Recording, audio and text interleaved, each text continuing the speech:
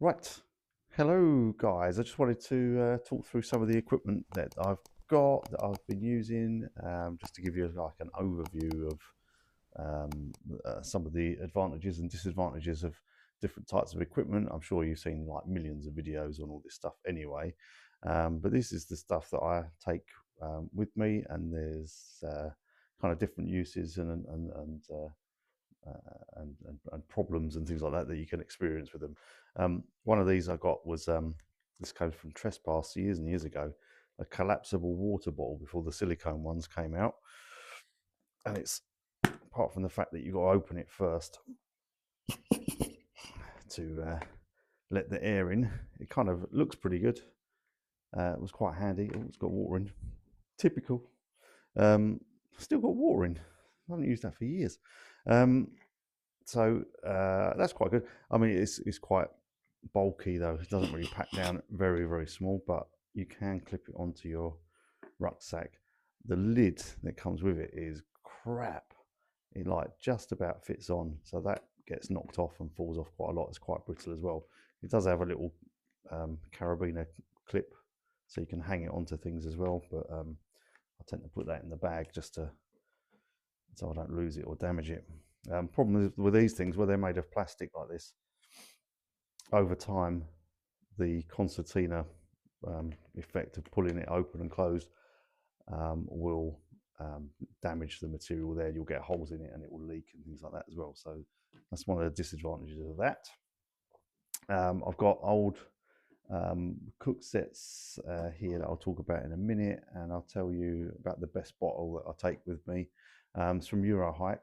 Actually, some of this is from Eurohike. A lot of it is. I've got my little mug that I tend to take.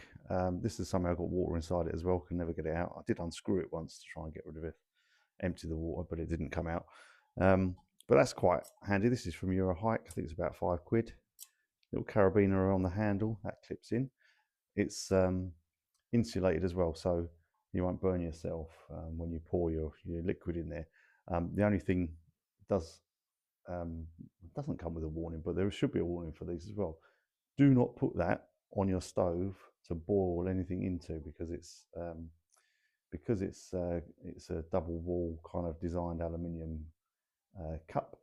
Um, I don't know what that will do, but I know it'd be very bad if you put that on a fire. So you don't use those for cooking in. Then I've got a couple of stoves here that I take camping now with me. This is my old um, camping gas stove.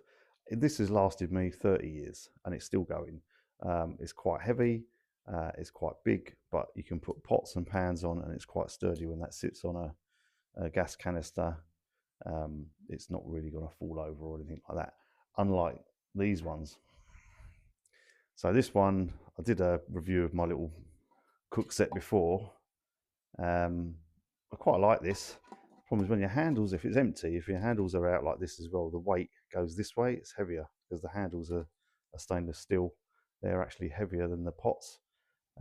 So if you go to put it on the stove before you put anything in, it can tip over. So you have to make sure you fill that up anyway. So, but I really like that for taking camping and backpacking and stuff like that. That's really good. That obviously this stove fits inside there as well. It's got a little micro stove on it. It's not the best quality. These um, things here, they don't really fold down very well, so you can wobble a little bit when you put things on here as well. And as I say, with these pots as well, when you fill those up with water, or you put your food in to cook or whatever, it becomes a little bit unstable, especially if you're on grass or something like that, or ground that isn't flat. It can get unstable, so you just got to be a bit wary that things might fall over. But it's gas; you can turn it on and off, which is one of the advantages. These are good. These little tiny little stoves. They take solid fuel, BCB stove. British Army use these. Um, it's got a windbreak, so obviously you make sure you put the windbreak up so that you're blocking the wind from this side. You put these little gel blocks inside, and you light them, and they burn off. Disadvantage there is that you should get about, I think it's about 10 minutes you get out of each one.